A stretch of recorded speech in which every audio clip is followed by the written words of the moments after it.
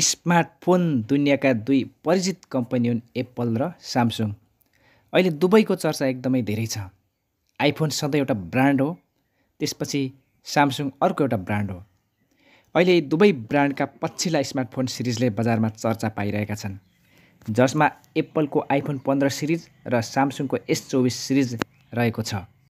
यी दुवै सिरिज नेपालमा उपलब्ध भएका छन्। नेपालमा गत असोजदेखि आइफोन 15 सिरिजको बिक्री सुरु भएको हो भने 12 माघदेखि स्यामसुङ 24 सिरिज उपलब्ध भएको छ। स्यामसुङले भर्खरै आफ्नो फोन S24 सार्वजनिक गरेको हो। अब आइफोन 15 कि स्यामसुङ S24 भनेर अहिले बजारमा एकदम चर्चा भइरहेको छ। दुवै ब्रान्डका स्मार्टफोन सिरिज अहिले बजारका चर्चित सिरिज हुन्। स्यामसुङले AI विशेषता भएको ग्यालेक्सी S24 सिरिज सार्वजनिक गरेको हो। ग्यालेक्सी S24 सिरिजको फोनमा रेस्टुरेन्टमा खाना अर्डर गर्नुहोस् वा आफ्नै व्यक्तिगत अनुवादको रूपमा काम गर्न प्रयोगकर्ताले टेक्स्ट पठाउँदा च्याट असिस्टले सन्देशलाई तुरन्तै अनुवाद गरिदिन्छ।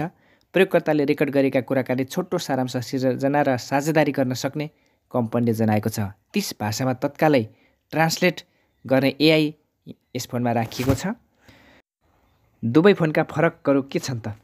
उस्तै उस्तै देखिन्छन् दुवै फोनहरू। वेट 171 ग्राम रहेको छ आइफोनमा, त्यस्तै स्यामसुङ 167 ग्राम रहेको छ। दुवैको तौल उस्तै उस्तै नै छ। Display 6.1 inch super XDR iPhone 15, 6.2 inch dynamic emulated Samsung galaxy 24 रहेको छ।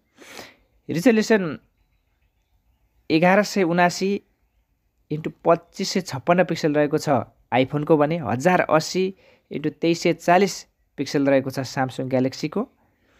रिफ्रेस रेट 60 हर्ज आइफोन, 1 हर्जदेखि 120 हर्ज भेरिएबल भएको स्यामसुङ 24। चिपसेट A16 बायोनिक प्रयोग गरेको छ आइफोनले हरेकचोटि नयाँ चिपसेट प्रयोग गर्दछ। स्यामसुङले 8 जेनेरेसनको प्रयोग गरेको छ। क्यामेरा मेन मानिसहरूले हामीले हेर्ने कुरा मुख्य क्यामेरा हो र रियर क्यामेरा तपाईँको 48 मेगापिक्सल आइफोनमा छ भने 50 मेगापिक्सलको स्यामसुङ ग्यालेक्सीमा रहेको छ। यो मेन क्यामेरा हो। फ्रन्ट क्यामेरा दुवैमा 12 मेगापिक्सलको रहेको छ र रेम आइफोन 15 को 6 GB छ भने स्यामसुङ ग्यालेक्सीको 8 GB रेम रहेको छ। यी फोनहरूको विशेषताको कुरा गर्ने हो भने 8 GB सम्म रेम दिएको छ। आइफोनबाट 4K क्यामेरा 4K भिडियो खिच्न सकिन्छ भने स्यामसुङमा 8K भिडियो भनेको छ। र दुवै फोनहरूको क्यामेरा एकदमै राम्रो छ। अब यसको प्राइस कति छ त नेपालमा? अहिले भर्खरै जारी भएकी दुवै फोनहरूको प्राइस नेपालमा अब कति पर्छ त नेपाली मूल्य? भर्खरै स्यामसुङ ग्यालेक्सी S24 अल्ट्रा सार्वजनिक भएसँगै यसको मूल्य 1,84,979 रुपियाँ 256 GB को लागि भने 512 GB को लागि 1,79,979 अर्थात् 2 लाख रुपियाँ पर्ने कम्पनीले जनाएको छ। अब आइफोन प्रो म्याक्स 256 GB लाई 2,20,979 रहेको छ। यो मूल्य घटेर आएको हो र 512 GB को लागि 2,69,979 रुपियाँ रहेको छ। पहिलेभन्दा केही मूल्य आइफोनले घटाएको छ, किनभने गत असोजमै सार्वजनिक भएपछि अहिलेसम्ममा आइफोनले यो मूल्य घटाएको भने भर्खरै मात्रै स्यामसुङ सार्वजनिक भएको हो र यो सार्वजनिक भएसँगै दुईटा फोनमा कुन फोन किन्ने भनेर अहिले एक खालको चर्चा चलिरहेको छ।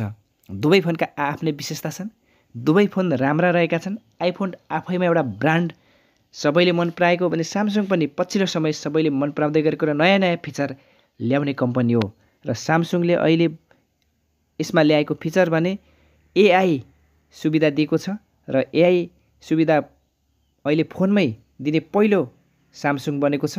यी दुवै फोनको मजा तपाईँले लिन सक्नुहुनेछ। आफ्नो क्षमताअनुसार फोन किनेर दुवै फोनबाट तपाईँले मजा लिन सक्नुहुनेछ।